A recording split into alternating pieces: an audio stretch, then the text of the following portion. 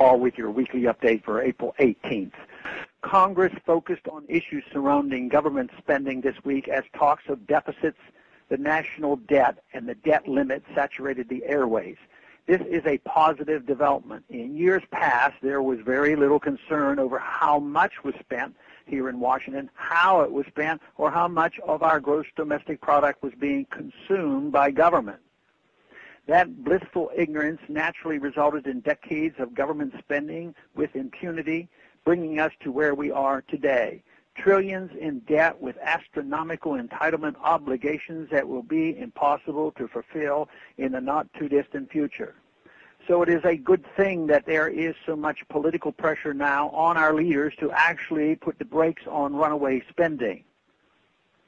However, even the most generous estimate of the spending cut passed this week, $38.5 billion, is a paltry 3.5% of the $1.05 trillion in spending through the next 5 months. This hardly makes a dent in our government's mountain of debt.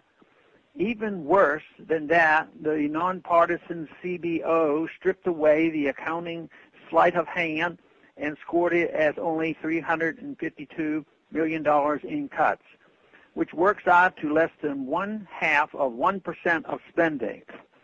Still, the tiniest cut is better than the massive increases we have become accustomed to in federal budgets.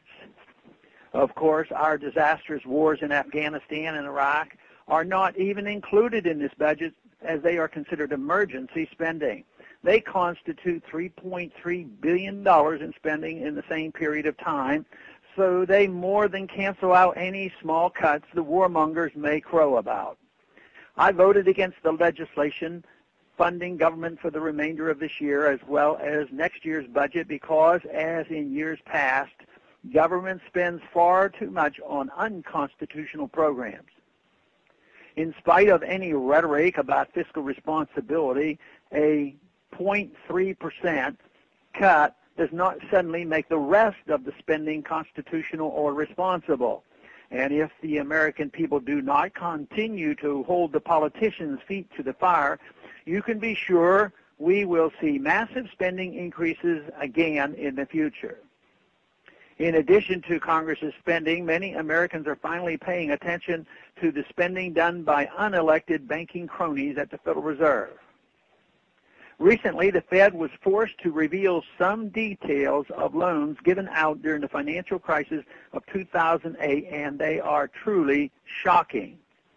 Matt Taibbi points out in Rolling Stone's article recently that two very well-connected Wall Street wives got together and formed a real estate investment company that garnered $220 million in so-called loans, which is actually free money from the Fed.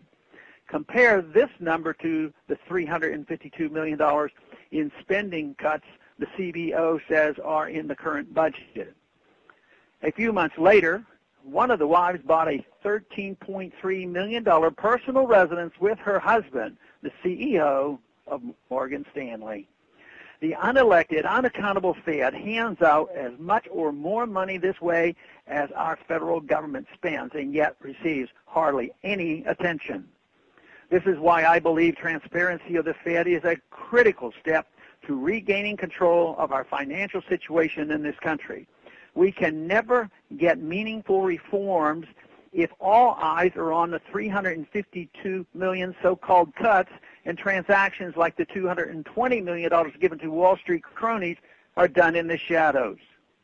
This is why I have reintroduced my Audit the Fed bill to this Congress. H.R. 1207 is now H.R. 459 and is essential to true fiscal reform and responsibility. Thanks for calling this update. A new update is placed on this number, 888-322-1414, every Monday. The written text can be found on my website, www.house.gov/Paul, under the heading Texas Straight Talk. Thanks for calling.